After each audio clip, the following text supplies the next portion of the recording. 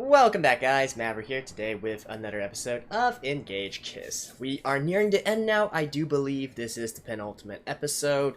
In the last one, we also got to a little bit of a shocker, a cliffhanger, if you will, where it seems that Kisara has lost all of her current memories right now, whether temporarily or... It has to be temporary, right? I mean, I don't really... Can you imagine like a series where like one of the main girls just loses her memories and then we need to redo the whole thing? Like that doesn't really happen. I mean, if they go that route, then full props to them, right? That would definitely be unexpected. But somehow I think everything will be reversed in some sort of way to get all of this done. I mean, at the very least, I will expect Shu to reform a contract with Kisara, and now we'll see from there, right? There's still plenty of stuff that is still undetermined.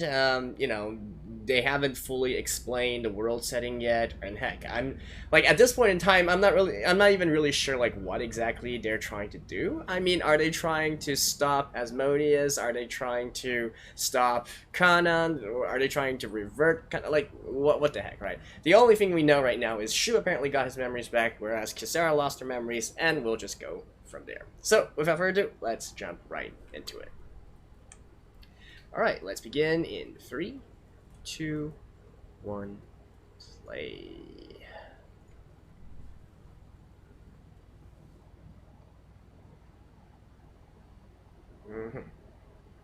And of course, Kana awakens as well.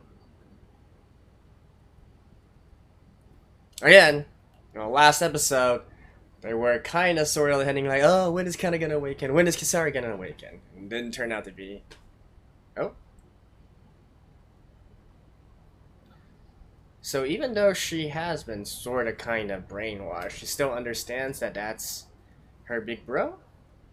Yeah. And really, I'm quite curious, like, how exactly, what exact kind of brainwashing went on. Maybe kind of lost her memories as well, but if so, then how come she recognizes Big Bro, right?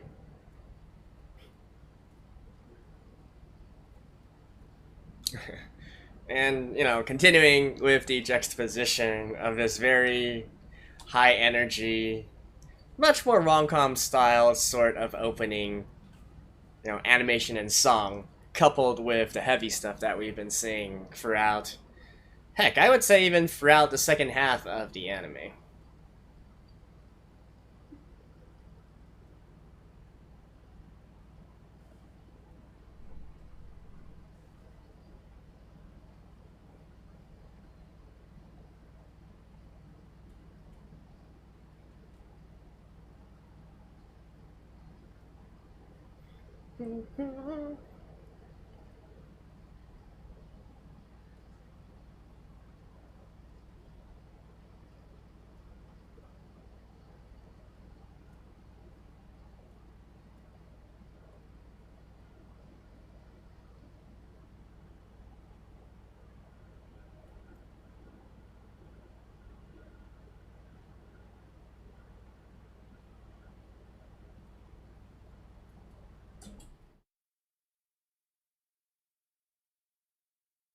Oh.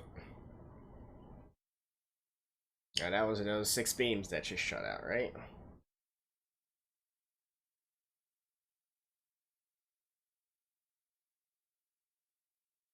Hmm. I wonder if that was actually quite deliberate on Kana's part to disable the airport, right? So that they can't get reinforcements in at a timely fashion.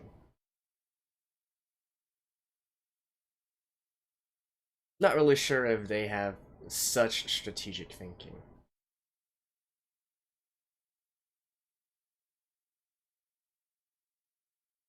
Yeah.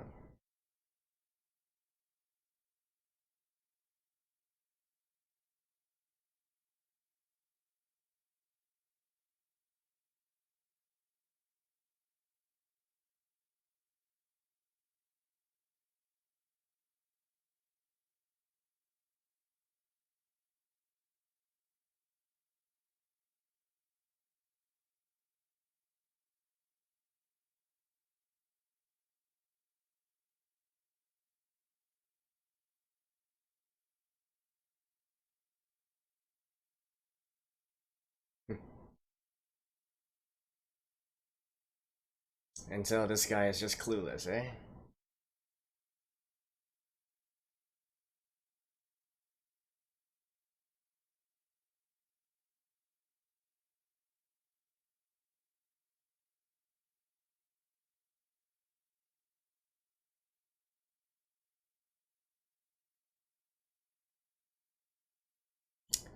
Just deny.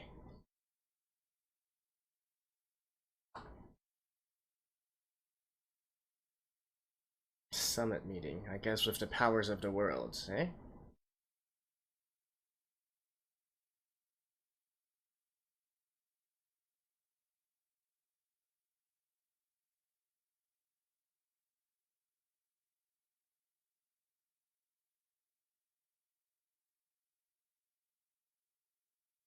Okay, so the whole reason that they are still hiding the demons is not for some nefarious purpose or anything, it's just because they do want to keep independence?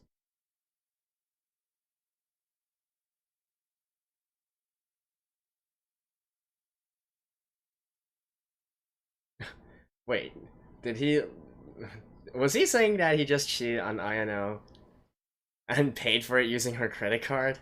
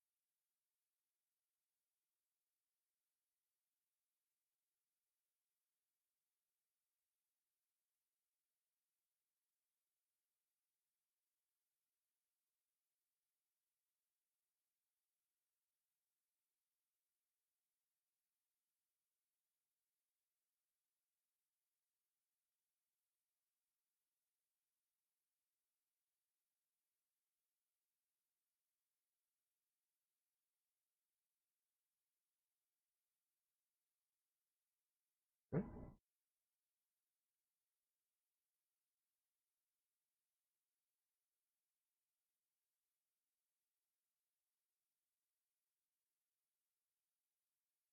What?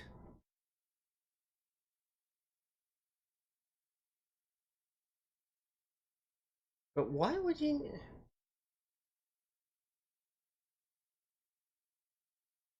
Why would that need to happen, though?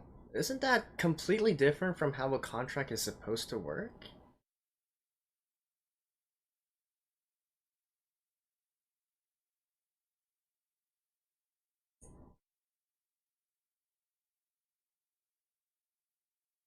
She doesn't even know who you are, dude.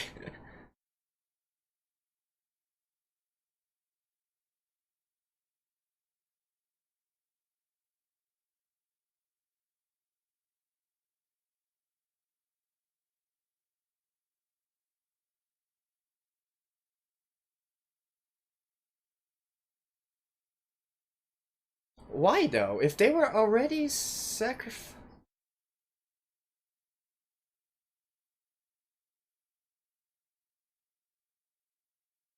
But if she had already sacrificed those memories, then how was she able to give them to Shu?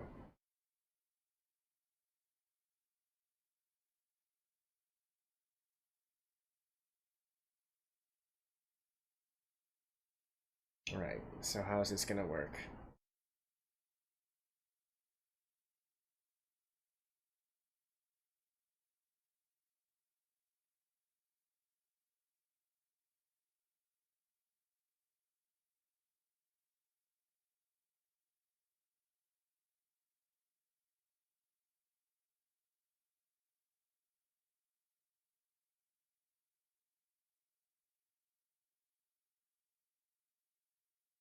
You can use that? And by the way, that good job, Shu. A kiss on the forehead was definitely much more appropriate in that situation.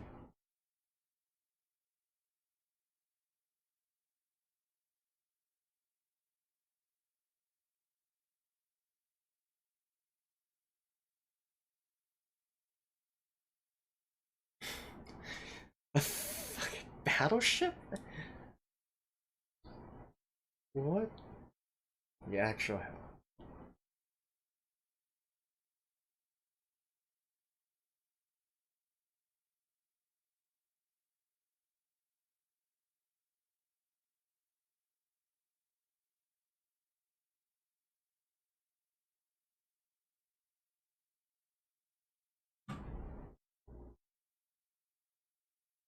I do have to feel, though, that most people who are staying here on this city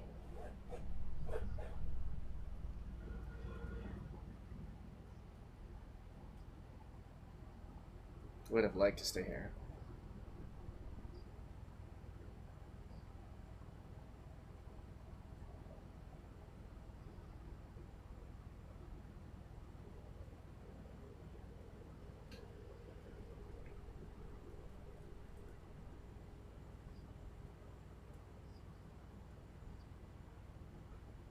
True.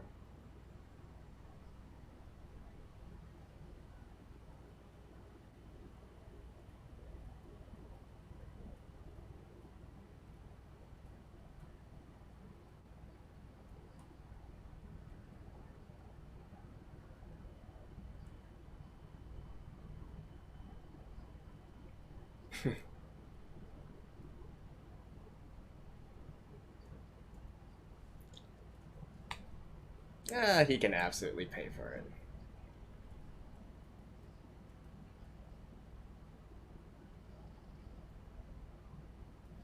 What happened with the so-called heavy arms? Like, what exactly constitutes heavy arms? A freaking attack helicopter and tanks don't count as heavy arms?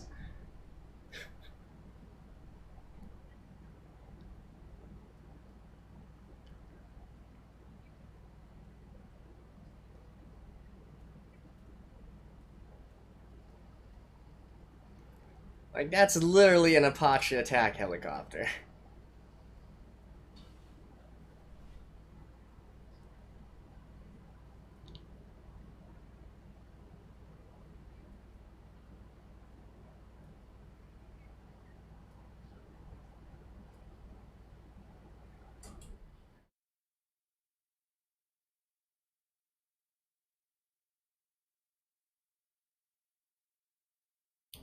Girl, a tank shot can't do anything. What can a rocket launcher do?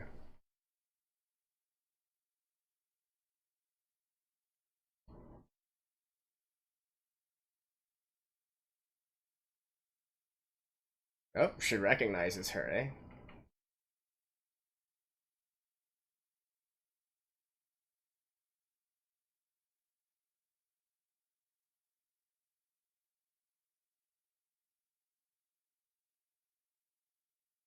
Dude, I feel like the display of power there is already better than some armies in the world.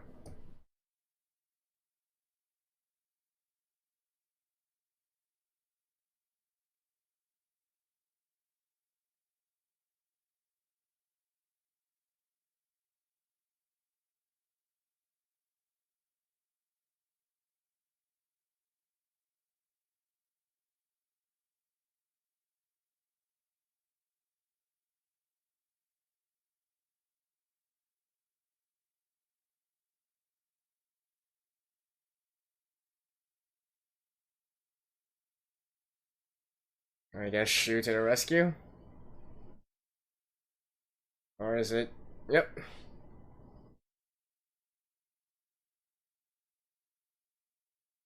Woof.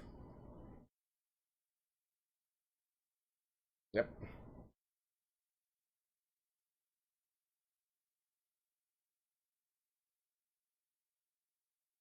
Out of fuel?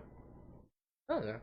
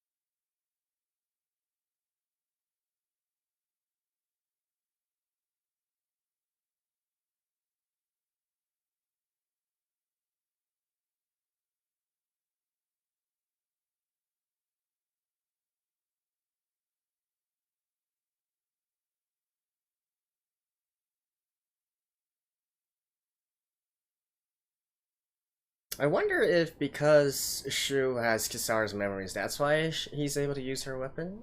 Question mark?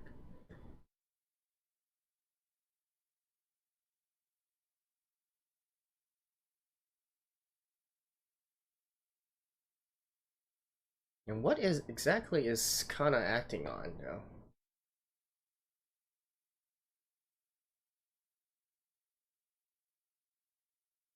Oh, no shirt. Of course, she stays.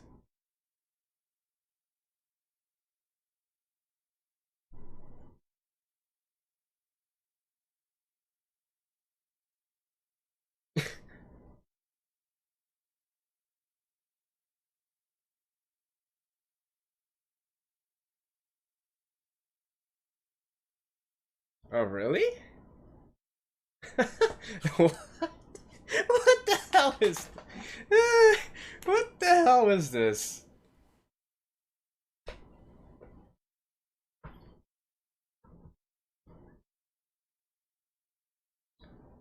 Kinda recognizes Ayano, doesn't she? Oh, no, wait, yeah, she was only...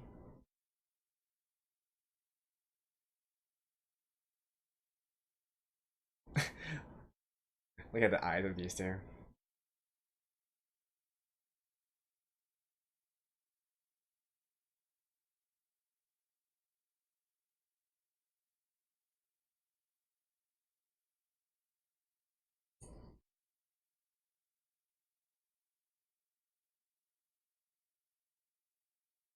Like, seriously, with those amount of tanks and that amount of attack helicopters, what exactly is the heavy ordnance axe supposed to stop?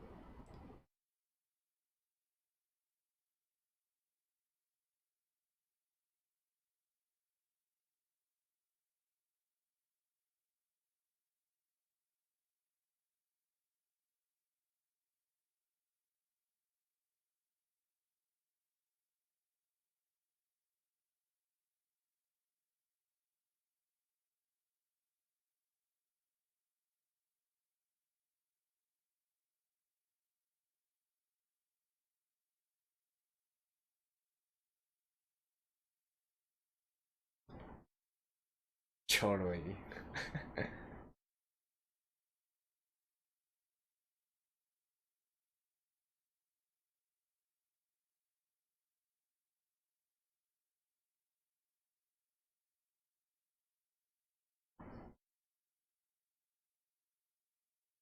So did this did turn into a harem anime? Question mark.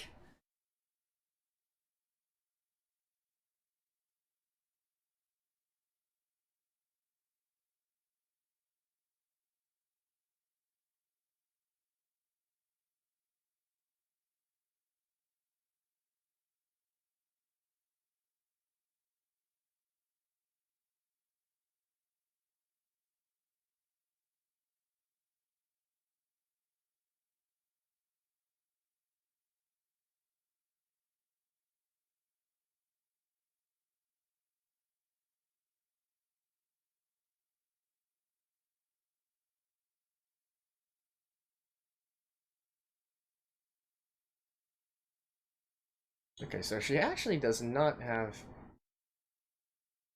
Hmm. So she actually kept all her memories. It's just that because she was left alone since age 3. Hmm.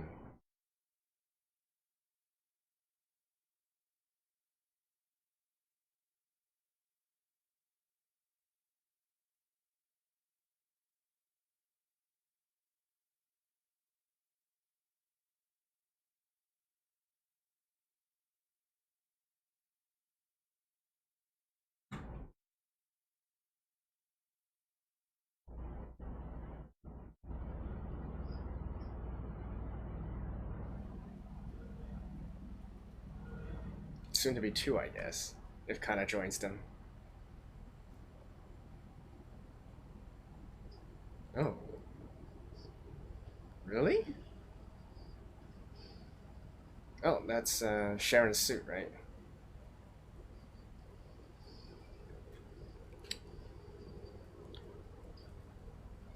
So he just needs to stick the sword in her, right?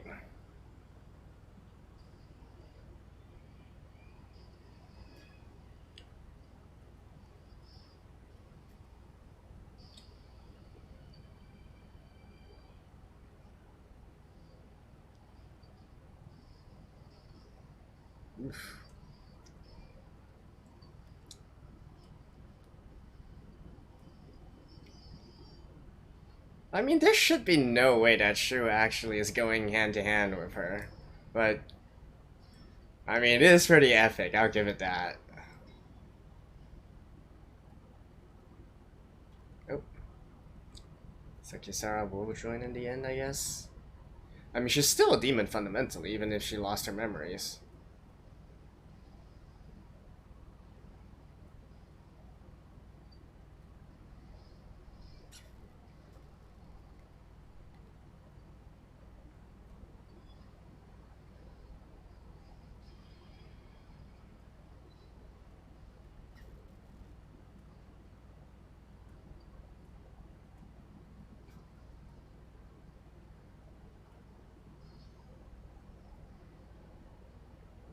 Now it's about time for... Ooh, no, not quite.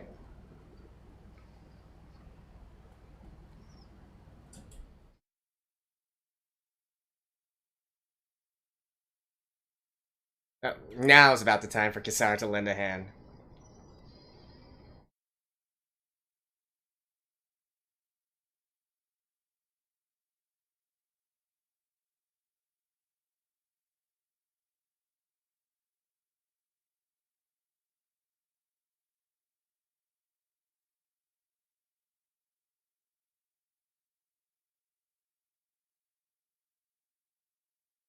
Really?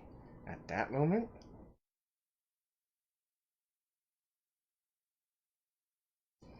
Oof.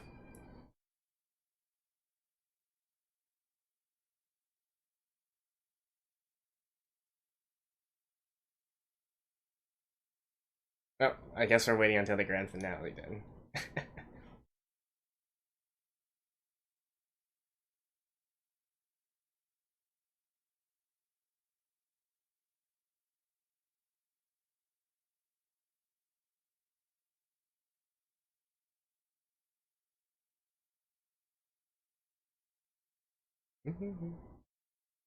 Similar to how she left. Huh, that's smart. Similar to how she did it with Shu when she took his memories, right? I mean, alright, alright, alright. I'll see you guys after this. Alright, that ending fight, sure, that was pretty epic, right? And pretty good cinematography as well. I mean, who doesn't like watching Shu team up with, Sharon and Ayano, and I guess Kisara in the next episode, and work together to take down Demon, right?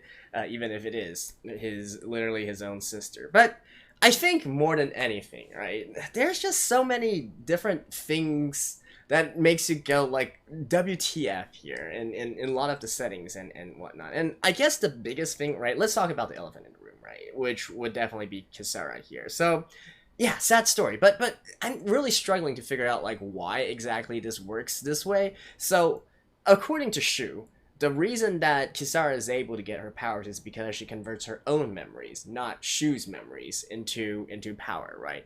But if that were the case, then first of all, why would she need to take Shu's memories? And heck, she took a lot, right? It's not like she only took it a little by little. You would think that she could have stopped any time, or so. I guess Shu has to be wrong in some way about this particular situation. It's not only a case of Kisara taking her own memories, sacrificing her own memories. She definitely needs to take Shu's memories as a catalyst as well. So that's number one.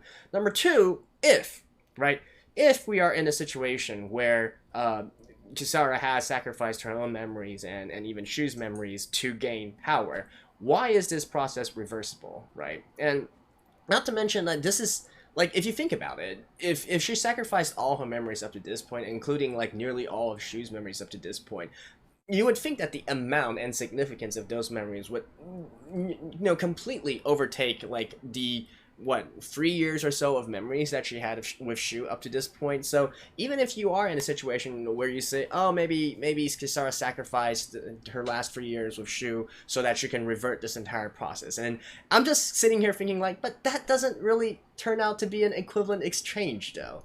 Like, I don't know, maybe I'm being a little bit too nitpicky about this entire situation, and sure, we could just sit here and then rave about, oh man, Kisara, so, you know, she did such a big sacrifice and whatnot, and don't get me wrong, like, you know, knowing this kind of situation, definitely raises the, you know, raises sympathy towards her character even more so, but I'm just thinking, like, does this really make sense from a setting perspective, though? And I don't know, like to me, these things have to make sense, or you know, because if you think about it, like these are very pivotal moments here, right? Pivotal decisions and monumental decisions, like they're literally one of the turning points in the anime, in this series as a whole. If it's not properly fleshed out, it loses a lot of its meaning. Like I would be okay if this is just a throwaway episode, and you know, this is just, you know, some little funny gag or whatnot. We don't need to get too serious into this. This is literally the fundamental aspect of this anime here, right? So I do need it to be properly fleshed out and everything here. And I mean, anyways, talking back to that scene again, I do love that we saw Kisara's memories a little bit. So we saw her mom, so I'm guessing maybe her father is the demon, question mark, especially since you know, the whole reason I'm thinking about this is because I would assume the mother was left behind to raise up Kisara before eventually she got sealed in some way or another. That's my assumption right now, but it could be wrong. I could be wrong, because after all, Shu's mother was replaced by Asmodeus, right? We could be seeing a similar situation to Kisara as well, right? And heck, it would even be even more ironic if Kisara's mom also turned out to be Asmodeus, and like this entire thing was literally Asmodeus trying to do this thing hundreds of years ago, and then doing it once again with with you know, literally the same lineage, if you will. That would be quite ironic. I don't really think the rabbit hole goes quite that deep though, but in any case, it was nice to see a little bit of that. And it, all things considered, I do feel. Okay, and before we get into that, I was going to talk about like the romance aspect of this series, but let's talk a little bit about Kana as well, right? So that's definitely quite a messed up situation. I came into this thinking that, okay, maybe she's been brainwashed, she's been, you know, she's been imprinted with something, but no? Question mark? So apparently, all that's happened is that Kana was able to, you know, in her form, somehow be telepathically linked to her brother and all the things that her brother has been doing up to this point. So at the very least, though, I think she still recognizes that she loves her brother, right? That is her big bro, but can't really recognize anybody else. She's doesn't seem like she recognizes Ayano. She definitely, and you know, she never knew who Kisara and Sharon was, right? So I guess that's the remaining memories that she has, question mark. And you know, that sudden reversal, like that sudden teardrop at that point, definitely speaks to her still retaining at least some memories or some sort of understanding of the situation with her big brother, with Shu, which is quite sad as well. And I definitely wasn't quite expecting Shu to choose that route, actually, because at the start of it, he was all like, I want to find a way for us to live together here and blah blah blah. But in the end, he went to the route of trying to seal her once again. I'm assuming like maybe temporarily, right? I guess Shu's thinking at this point is that, okay, let's calm her down first, let's seal her, and then we can, you know, for research or whatnot, gradually find a way to release her once again, but you know, with a more staged approach, if you will. But obviously, from Kana's point of view, she would definitely hate it, right? She's literally only been released after these 12 years, and now she's going to have to go back once again to be sealed and, you know, not be able to move and you know, not really have a conscience except when linked with her brother. No, I would definitely not want to fall back into that situation as well. So it's entirely understandable that she throws a tantrum and whatnot. I mean, and I certainly wasn't expecting Shu to choose this kind of situation. In a lot of these kinds of works, and especially with Shu, like his like literal reason for living now, as of now, only to find Kana and find a way to get her back, right? That's literally all he's been doing up to this point, including why he sacrificed his memory to Kisara and so on and so forth. I definitely wasn't expecting him to choose this route, right?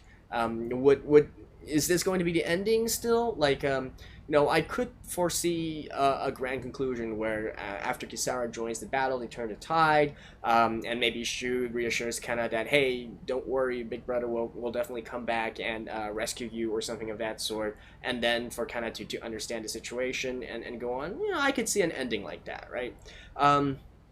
And hey, some character development in this episode as well, with Shu realizing that, hey, sacrificing everything to get to this one point isn't really worth it.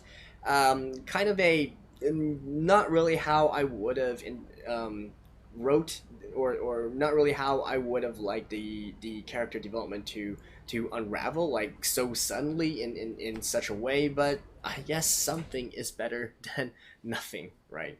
So we can still keep that as of now. So at least that's a step in the right direction, right? And then finally, let's talk a little bit about the romance aspects of this, because indeed, this is shaping up more and more so to be much more Kisara focused in terms of the romance front, right? Of course, that is if the author eventually decides to, choose a single girl ending here. And I wouldn't say it's unprecedented, especially considering the, this is literally the same dude that wrote Saikano, right? Sayanai. What's it called? The something heroine. I forgot what the English translation was. It's typically shortened as Sayanai, the author.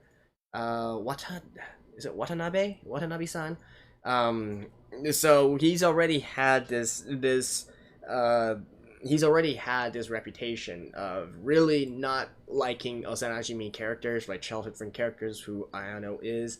And indeed, he goes into the whole, there's a whole trope about this in anime, right, where the childhood friend always loses to, right, the newcomer. It happens in so many different rom-coms, right? Literally, because the new girl typically shakes the everyday lives of the main character, right? And so because having such a drastic change to him, eventually this newcomer girl would be, the main heroine would be the one that wins at the very end. Certainly with the current developments, it is looking more and more like that kind of an ending, like that kind of a situation, but which, yeah, I've said before many times, and if there are some of you guys who are only here watching for the first time, like I really hate harem anime that decides to do this. Like I watch harem anime, but the only harem anime I watch are those that go for the harem ending, if you will. I really hate works that do harem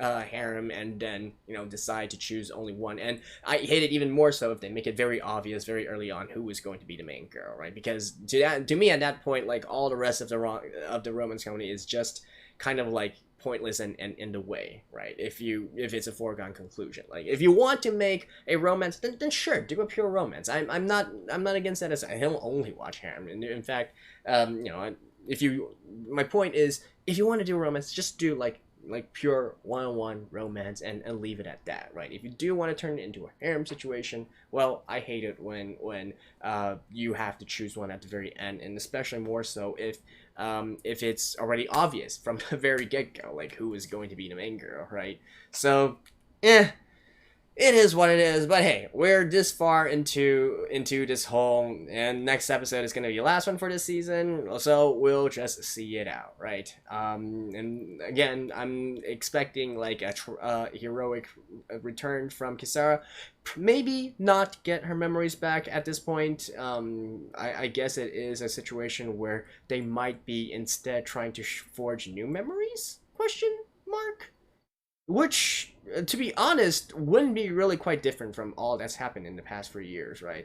And in fact, you could even, like, I really don't know how I feel about this situation here. I can't really quite think like which would be the better route here. Like, obviously, if it's anybody else, I would say, no, I hate it when, I absolutely hate it when their memories get lost and whatnot. I've been saying the same thing towards Shu, his memories towards the other girls and whatnot. But if it happens to Kisara, like, the reason I'm hesitating here is because, okay, 3 years together of Kisara having memories of Shu, right? Like, obviously those would be precious memories to her, but if you think about it, it's really kind of a, not exactly the best kind of memories, right? Because they literally have this sort of contract at hand. There's lots of suffering going on as well with Kisara taking all the memories of Shu and whatnot. And they're in a situation where Shu is in this sort of like almost like obsession with chasing down demons and finding and tracking down his sister, right? You could make the argument that with this new reset here, with Shu's, I guess, even increased appreciation for Kisara, forging new memories at this point might be a better choice, right? Maybe. I don't know. However, what the only the only sort of like the only obstacle here though would be that it seems Kisara actually does have memories even before she met Shu, right? Her memories of her mom, like memories of the past, like literally what they were talking about in this episode. So on that note, right? On that note, then I do hope that Kisara's memories can be regained here, just so she can have those memories, like more so on like though that side of things rather than on the past 3 years or whatnot. So yeah, so I guess we'll see in the next episode, and maybe we won't, because this is sort of like a bigger, larger franchise, multimedia franchise here. There's going to be like a smartphone game and whatnot. So perhaps we'll only learn more in the extended universe, extended media. Who knows? We'll see next episode. See you guys then. Until then, bye bye.